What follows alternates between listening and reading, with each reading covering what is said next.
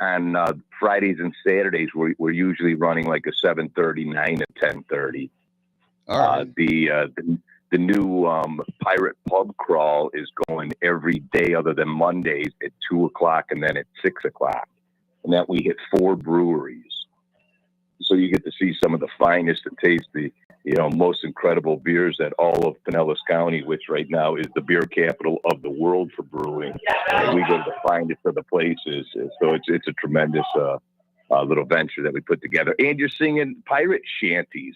How much fun is that? That's awesome. That's awesome. I got let go from work the other day for I was talking like a pirate for like a lot, like for like 2 weeks. After a couple days it was okay, but after like 2 weeks my manager had to send me down to talk to HR. So okay, let's get down to it. What's the percent that the ghosts get? You guys cut them a percent? Well, the ghosts themselves, they've been appearing quite a bit here lately. So we've had a couple mediums and some true ghost hunters come on the tours, and they've shared some photos with us that have absolutely, I mean, would knock your socks off. The images that they've captured are unbelievable. Are they on social media where I could see them? Yeah. Oh, all those people, they do have their social media pages. Yes, absolutely. Absolutely. Matter of fact, Mark Muncy was, he's right here from this area, known throughout the world on all these ghost hunter shows. It's like a real expert. Well, we actually brought to life one of the stories that he was very familiar with that he had studied 20 years ago. And that ghost was still here today that sits over at the Biltmore Hotel. Oh, right on. I did not believe in any of that stuff before, ever, until I worked at the Vinoy Hotel. I used to make fun of my kids for watching Ghost Adventures, Ghost Hunters, all the shows, But when I started working at the Vinoy Hotel, things started happening all the time. The tour guide from the Ghost Tours downtown St. Pete used to come in all the time and bring a whole bunch of people, and I have to tell them the things that I saw there. Carts moving, glassware moving, videos with black misty things flying at it.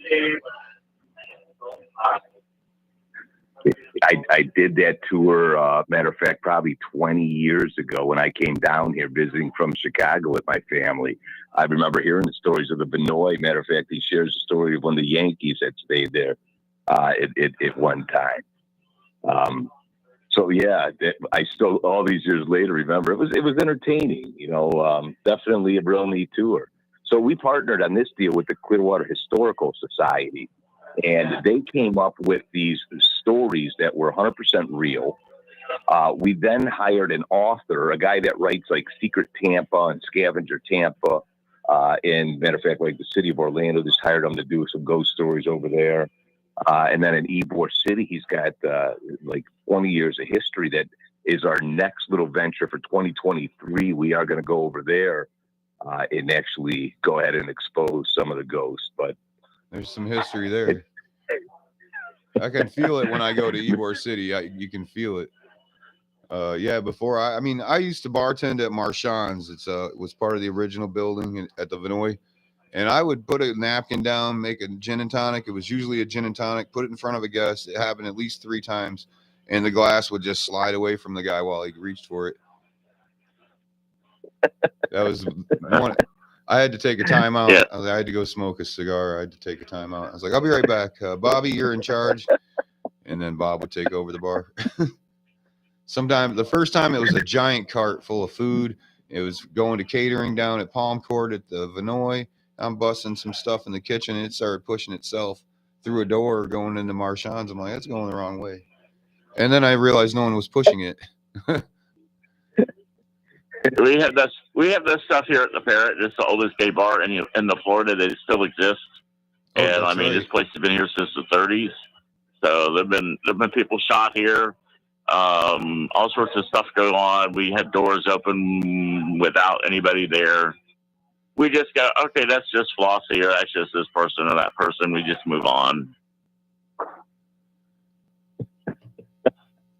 Yeah, I got to tell you, the more stories and You know, when you open yourself up here to this supernatural world that exists, I have received so many calls from people in the area that have experienced stories themselves that they want to share with me. And we had updated the tour from the very first time we ran it on the maiden voyage of that tour. There was a story that had come up for the whole purpose. And when we had started the tour, our first goal was to raise enough money to put a headstone in a grave site where a lady that was a hero that died back in 1953 laid. So we took the funds that we got from actually when we started this, because we are a non-for-profit, so we do this for alternative reasons here, and we ended up getting her a tombstone immediately. The Tampa Bay Times picked up the story. They wrote about it. The guy calls me, donates it. Well, now we're actually getting the tombstone to a lady that died the same date that she did. That was one of the people that she did not save that day. So there was a nursing home in Largo back in 1953 that burned down to the ground. 32 people lost their lives that day right there. And Gertrude Warnick was a nurse that was an orphan from Michigan who was a hero, gave up her life there going into to bring these people that could not get out. But she didn't make it out that last time. And here 73 years later, in that cemetery, she sat there with no tombstone. Well, the day after we run the tour, I'm at a luncheon that from a lady that I met on the tour invited me to the next day in a local group called Be Loco. And matter of fact, you know Dev probably there. And from there at that meeting, I met a lady named Kinnear Smith, and I had a brochure on me. And she's an attorney right there and has a building right next to that cemetery. And she sees on my pamphlet that we're going into the Clearwater Municipal Cemetery. She says, "Oh my God, I know that place is haunted." I'm like, "Ooh, tell me more." And she starts telling me about the story of the ghost that's in her building. Now, she bought that building. It's right next to the cemetery and is a law for family law. And she leases a space out to another lady named Trist, who is in financial planning. Now, they called a medium into their place of business because they were so scared after all these years. They would hear the back door open up, but yet they would see it wasn't opening here. They had a bell on it. The bell would go off. You could hear the footprints walking by. You'd know when they sat down at the seat. I mean, the papers with. I mean, it was like, whoa, they had a ghost. So one day they finally decided that they would call in a medium, and a medium comes there. And I spoke with her as well, and I have her information. And basically, she said, of all the spirits, which you have several of in here, the one ghost that continues to come in here is Gertrude.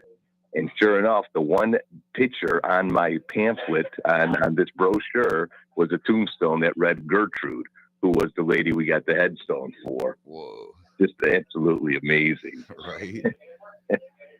When's the first time you had something supernatural happen to you? Do you have a story about that?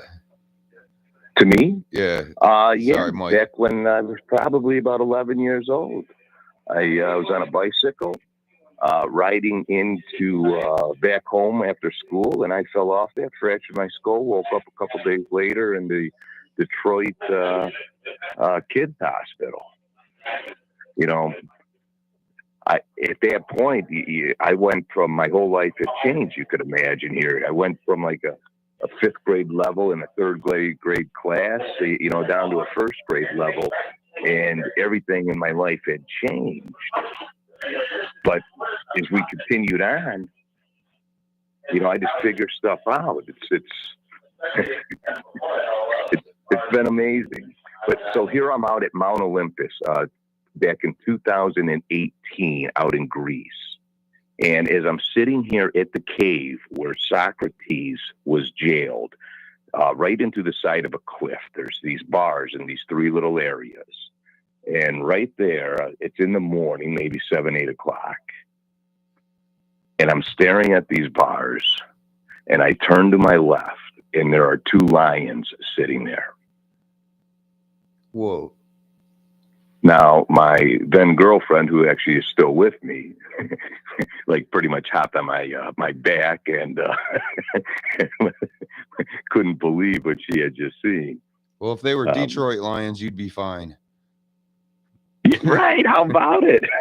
I grew up in Michigan from Chicago too. as a Bears fan, love it, man.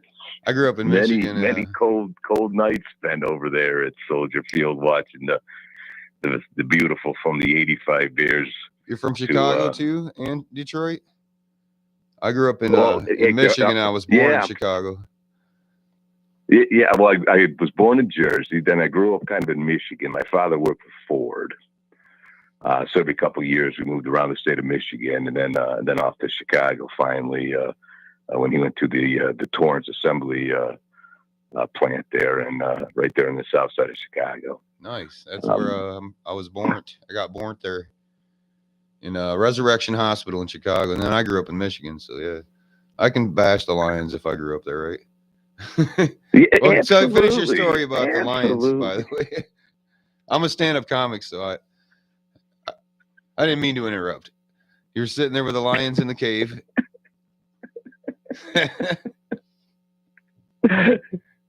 So that I would call a supernatural experience, and then a year prior to that trip, I'm reading some National Geographic, and I end up going down to Durban, Africa, because there was a little venture like dive with the biggest sharks in the world.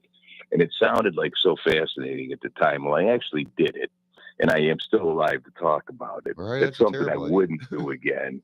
But holy moly, when you got like 50, 60 sharks all around you, and you're talking some bull sharks, and it was like, I can't believe I just actually paid to do that. How much does it cost to get scared to death?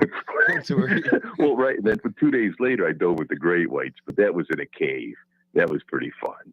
But that diving with them sharks out there in Durban, and nobody vacations in Durban. But I fly out there to the middle of absolutely nowhere, and I get on an Uber at 3 a.m.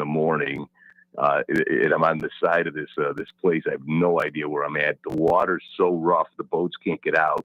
So out of the 3 boats that we originally left with a couple cages, 2 of the boats couldn't get out. So we take the one boat with no cage, and now we got 12 people on this little raft boat, and we go out for 2 hours. I'm seasick, puking off the back or the side because there's a little small boat. But finally we get out there, and then we get off the boat, and I'm just puking.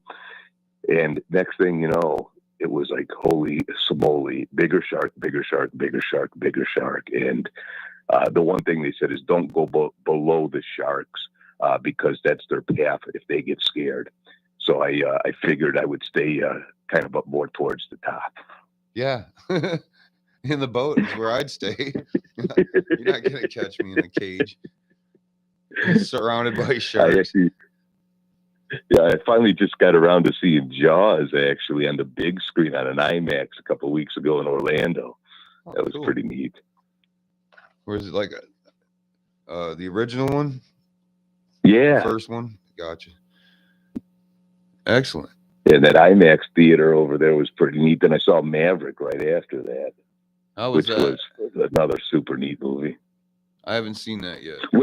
Russell just saw it. Yeah, no, well, matter of fact, we'll even point out Tom Cruise's house with that beautiful new movie that he's got out right now, and all it was tremendous, the achievement of that. And he lives right here in beautiful Clearwater with a flight simulator, perhaps, in his house. I watched the. Hello. It's a loud spot. What's that? Yeah. I watched the documentary of the first movie the other night. That was pretty cool. And I never watch documentaries, at least without a pillow. I don't watch a movie to learn anything. That's why I'm not smart. Are you in the club right now, Russell? What? Or Mike, are you in the club? Yeah, I'm moving out. Oh, I got you. Yeah, so I got disconnected somehow. And I have a contestant. So a contestant. You know what I mean. I have a pigeon just come in and signed up. So that's cool. Mike, you said you guys do it's all nonprofit. Yes.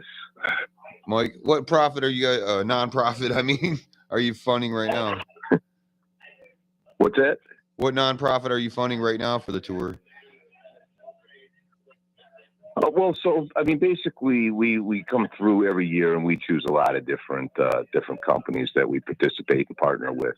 One of them right now we've got is with the Clearwater Historic Society, which has been a great relationship here. So, and the Dunedin Museum here is our next partners here on our North Tour that is just in the process of launching here.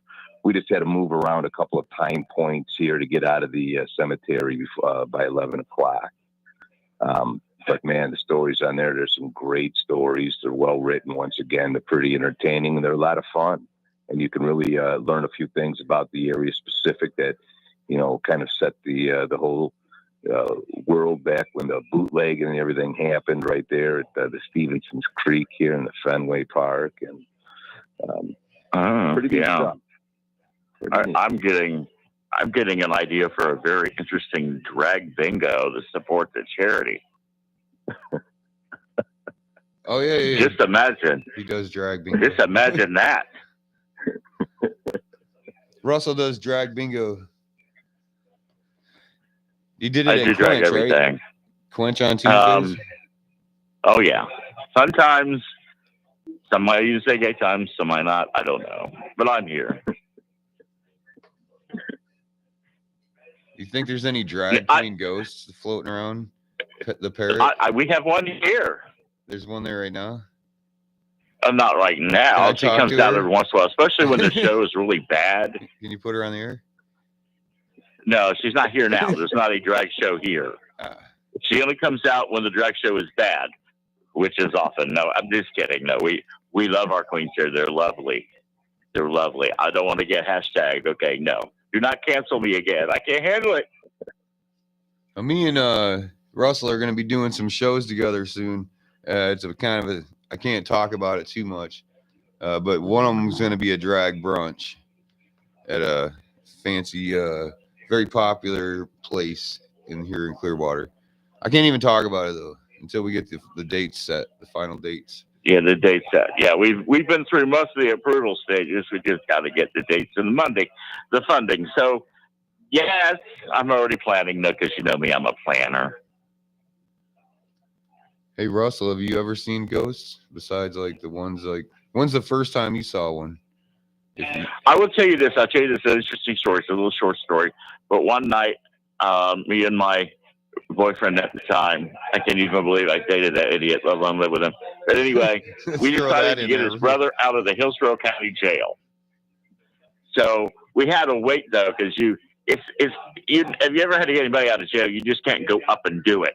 It's sort of like a wait period, anyway. So there's a cemetery right next to the Hillsborough County Jail. So I thought it would be fun to take my Ouija board.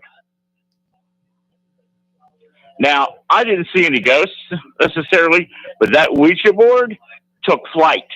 What? It levitated and crashed into a tree.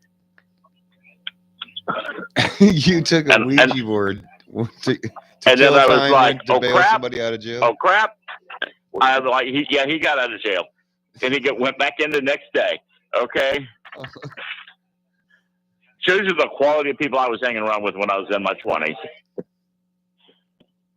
Anyway, Ouija boards ain't no joke, man. I got rid of one. Yeah. No, that thing took flight. From them. It took flight. It literally disintegrated into the tree. After that point, I was like, we ran out of that place. I heard some kind of noise. I'm like, this is not an Evil Dead movie. This is real stuff. I gotta go. Time to go. I threw my daughter's Ouija board in the trash. The next day, it was back in her room, and I threw it. I threw it in the trash. You could.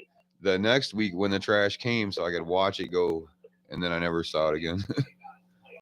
You can burn them things and they come back. You're not supposed to burn them, or that'll destroy the portal for the demons that get through. And then the demons are here. That could explain a whole 3 years of my life. Do you guys believe in werewolves? No, I don't. There's a full moon tonight. I know. I always get mad Election when there's day, a full moon, and a hurricane all at once, and an eclipse. Whenever there's a full moon, I get mad that I don't turn into a werewolf. It's not so I could ravage the city and like rip people apart. Like right now, Bobby looks pretty tasty. I'd eat him, you know, and rip his guts out and blood all over the studio. No, it's not so I could do that stuff. It's because you know that werewolves can lick their own crotches, right? Okay, well, you know, that's why I met porn stars that can do that. That's why I wish I could turn into a werewolf. You know, but you could just be a German Shepherd and do that. A were shepherd.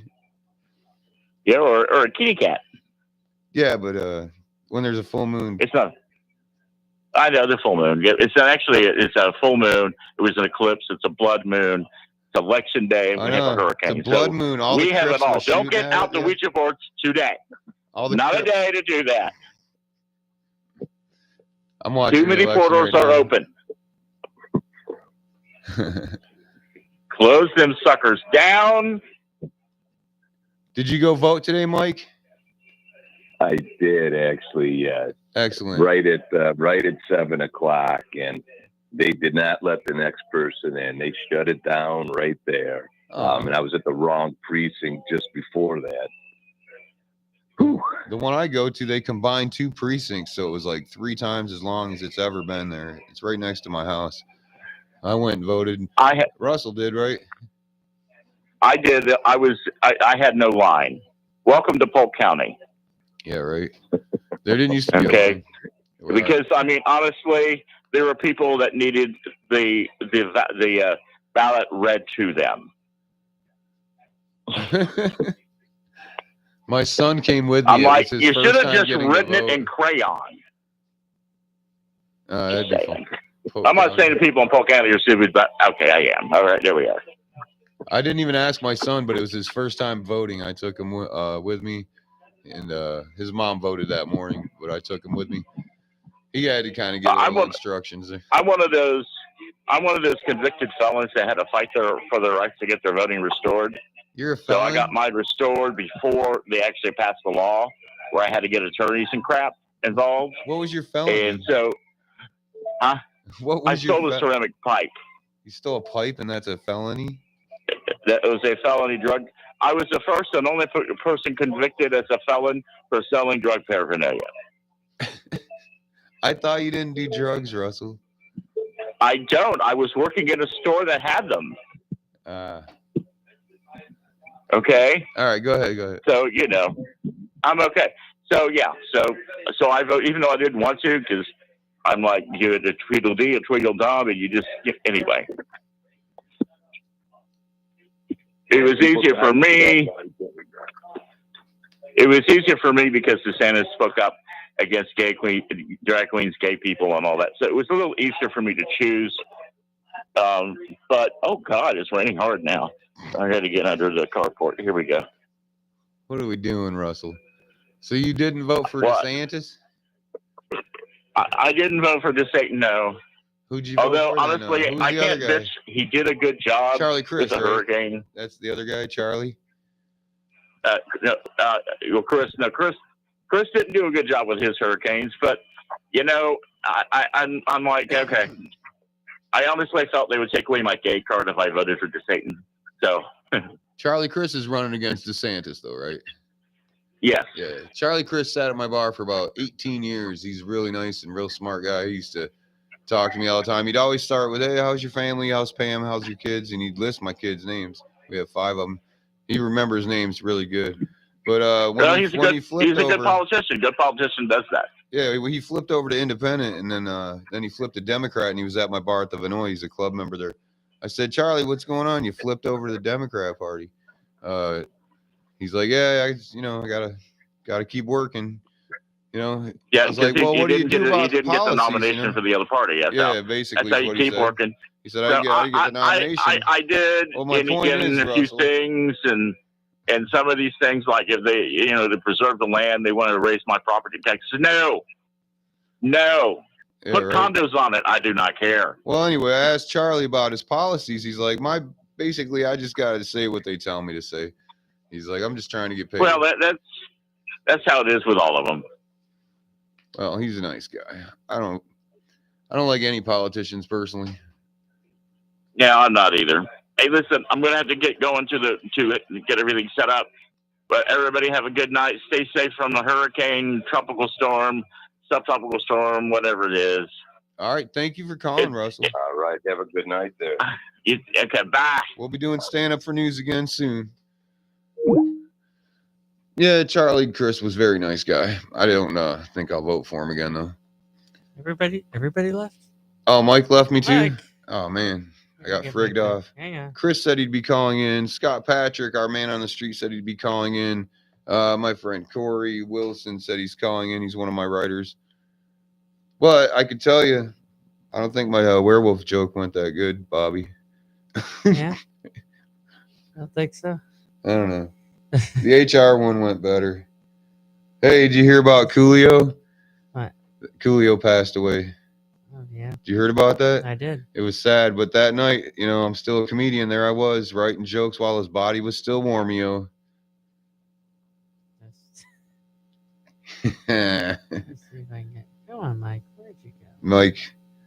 If Mike's, where's this? You said there's a sexy phone guy coming to play sexy phones? I was not made aware of the. Saxophone player? Well, Don told me there was a saxophone player. All right, here we go. Let's see.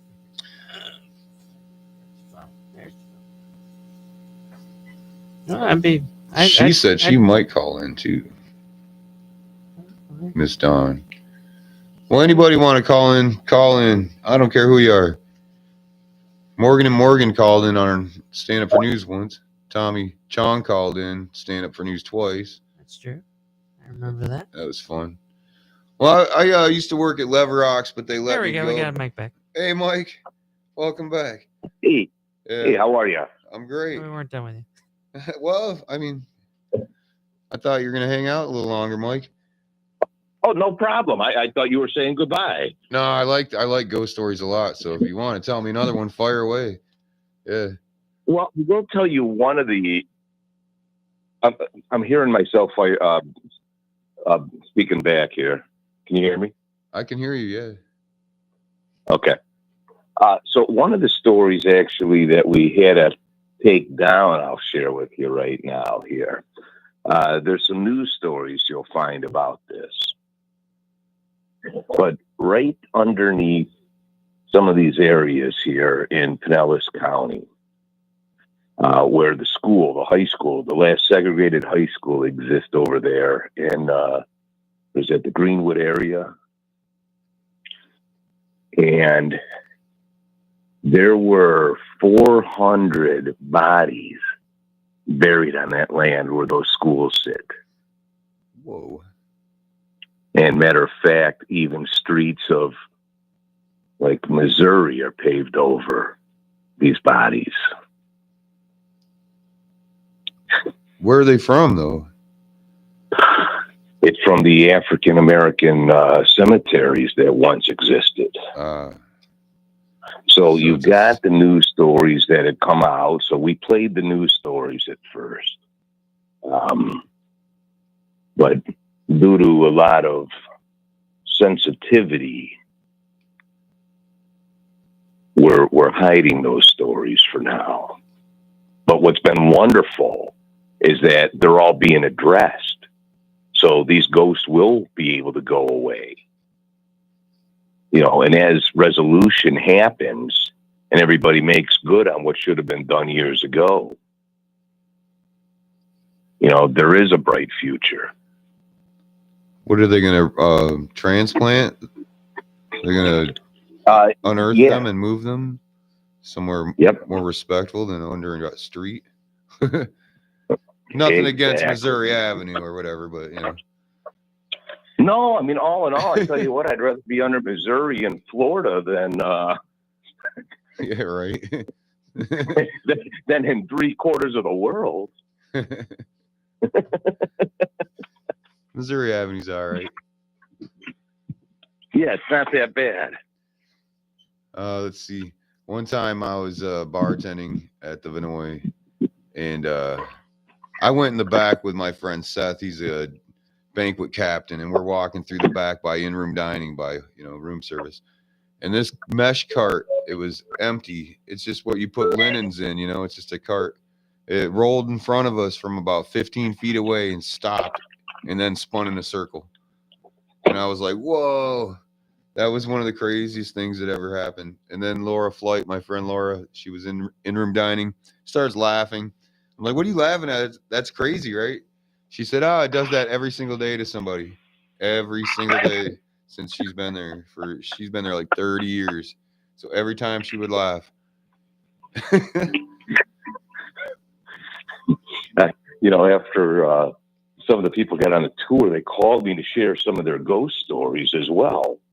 But another fascinating one is about a month ago, I stopped at an open house that was just down the street from me, like 2 blocks.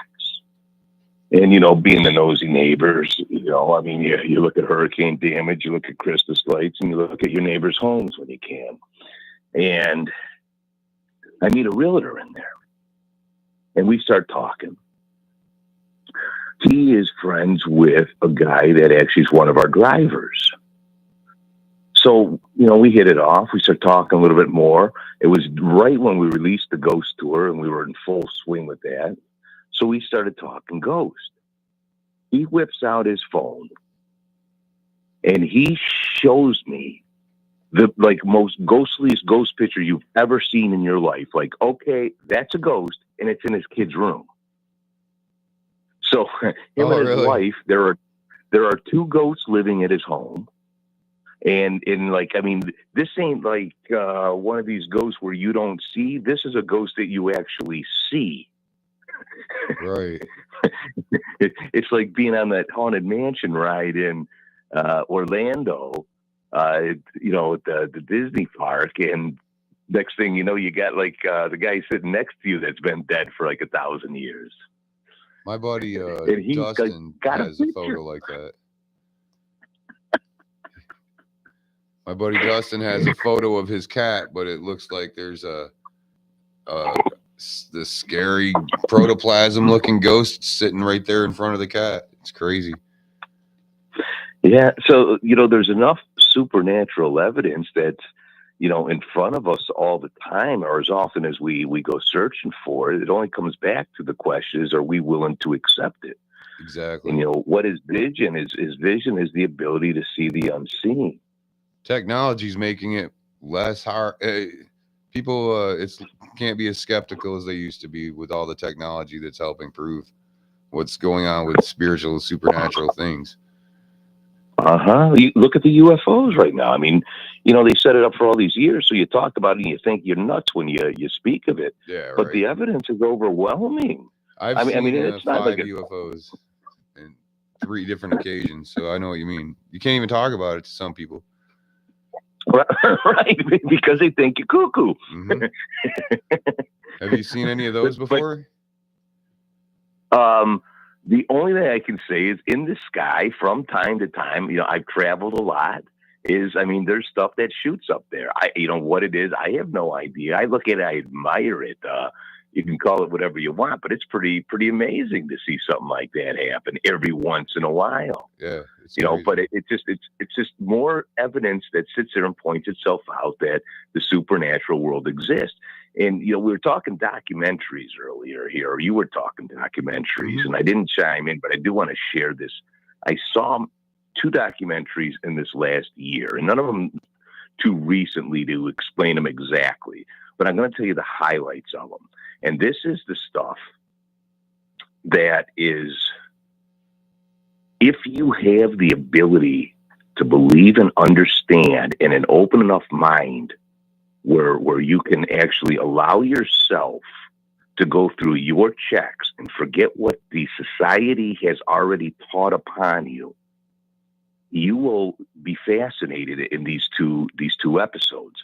One is called The Chariots of the Gods. I've seen that, yep. It is like, this is before people were good at making shit up.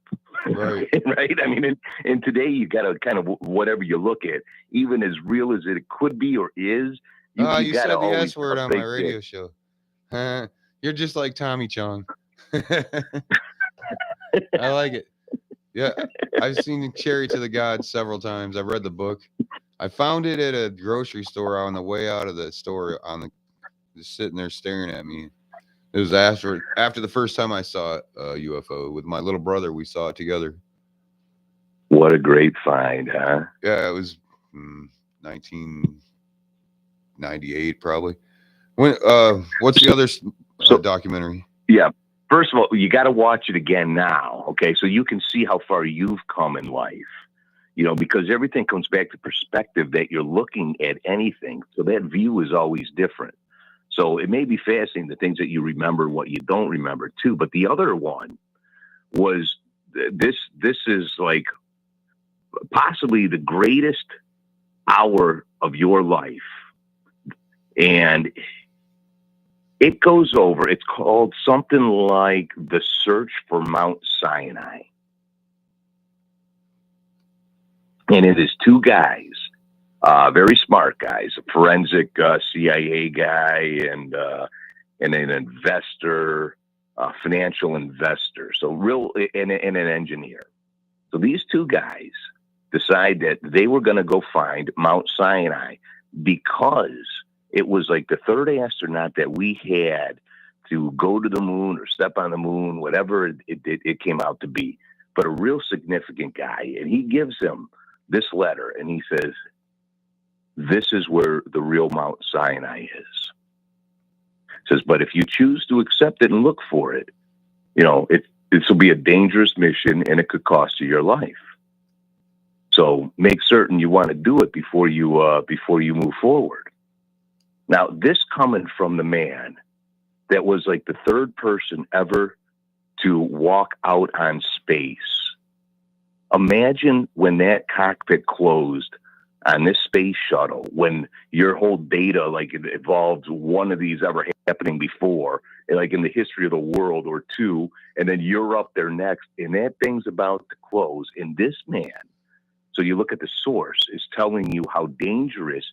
And if you really want to find the real Mount Sinai, so pilots had seen it and he had studied it, but he himself at his age of 80 something was unable to go ahead and to confirm this. Well, these two guys, very smart, they found it. And the things that it states of exactly from the 72 palms to the 12 lakes, and there it all is. And there is the burnt top of the hill. There is the stone that was split. There is a desert that has never had water, that yet the rocks were so smoothed out as if like 5 billion gallons a day was going through it. Huh. And it was we got all a caller, behind. Mike. Who's calling in? Jimmy on the line. Who? Jimmy on the line. Jimmy? Yes. Hey, Jimmy.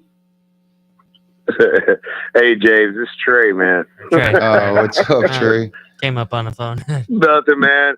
I just want to say congrats. It's good to hear you back on the air, brother. Well, Stand Up for News will be back in January, I believe, for season 2. You're welcome to come back. We had a lot of fun that episode. Good deal, man. Yeah, we had a great time. Have you ever seen any ghosts? Just wanted to say congrats. Have I ever seen any ghosts? Yeah. So when I was a kid, my dad was a Southern Baptist minister, and me and my sister snuck a Ouija board into her room, and her friend came over to stay the night or whatever, and the three of us were in there.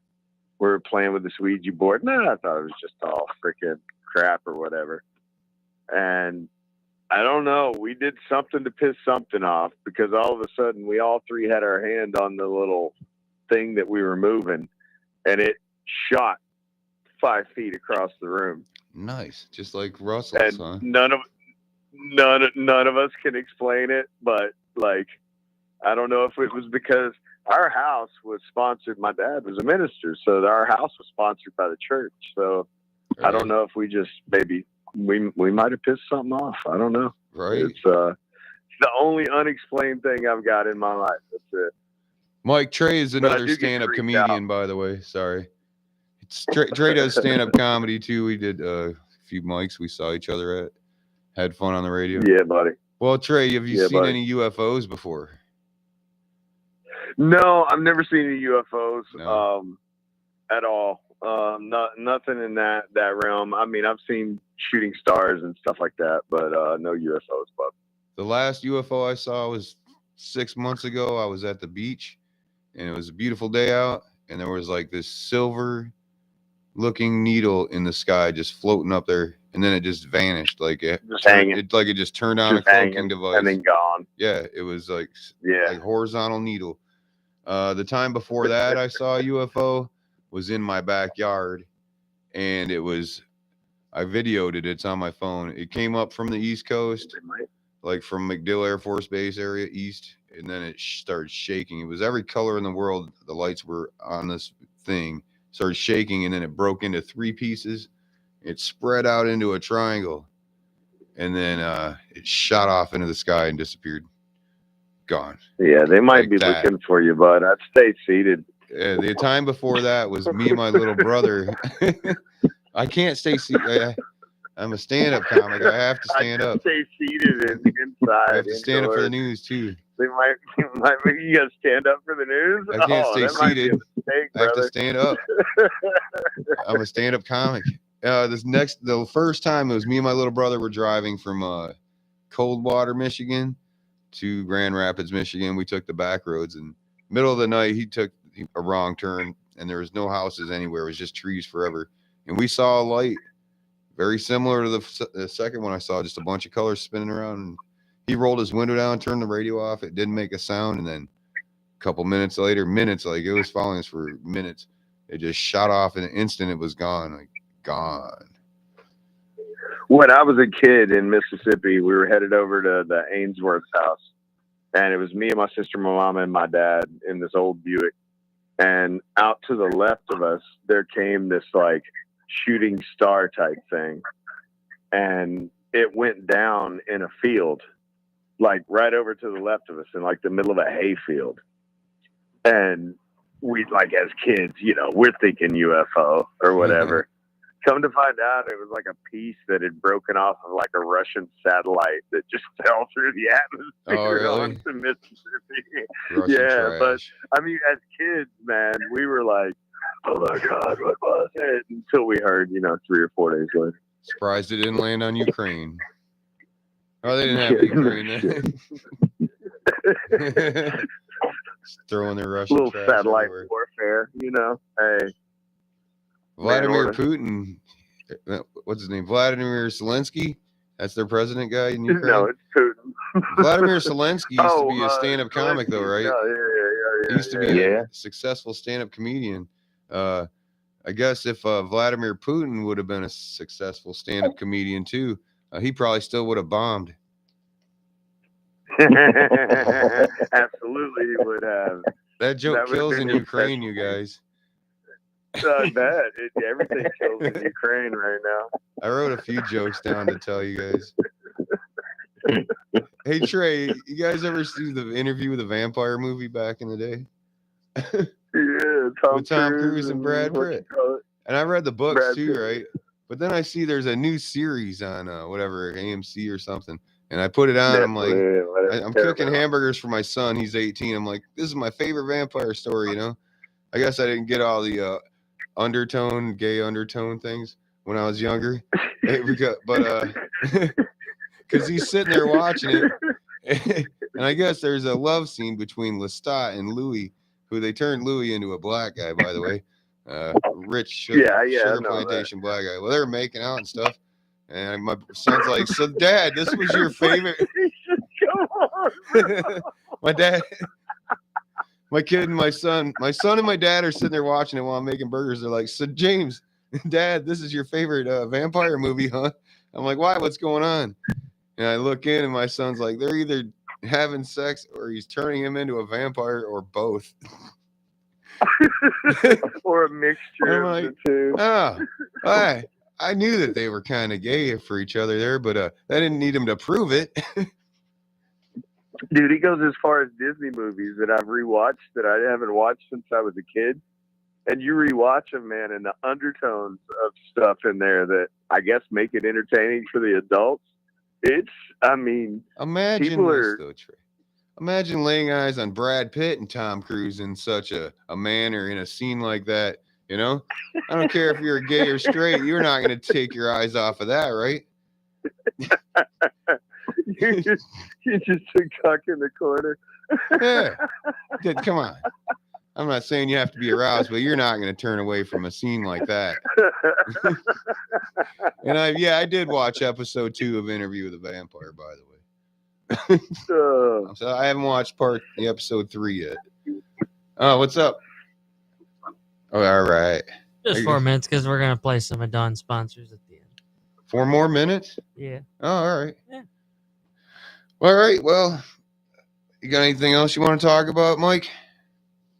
Hey, no, man. Great show there. Appreciate the time. And, dude, have a great one. And whenever you want to go on that ghost tour here, just send me off an email here. I'll get you some tickets set up. All right. Awesome. I will. That'd be super fun.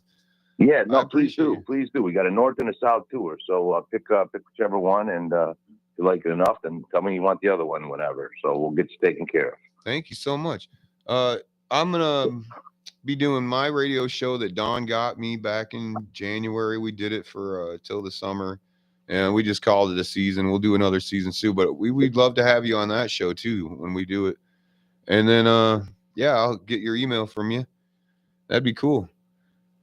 All Trey? right, bud. Well, hey, you have a great night, and talk later. All right. Thank you, Mike. You were a great guest.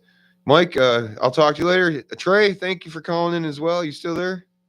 Yeah, Bob. I literally called in just to say congratulations, but it was good to talk to you, man. I missed you. Oh, hell yeah. Or heck yeah. I mean, we'll have some fun. We'll do it again on Stand Up for News. I'm going to come back on here with Don to plug my new show that's coming up soon. It's going to be in Clearwater. Yeah, man. Anything you need, let me know, brother. I got you. All right, cool. All right, guess that wraps it up, Bobby. All right. Hey, we can leave it at that. Well, it was great to see you again too, Good to Bobby. see you too. All right. All right. Thanks again.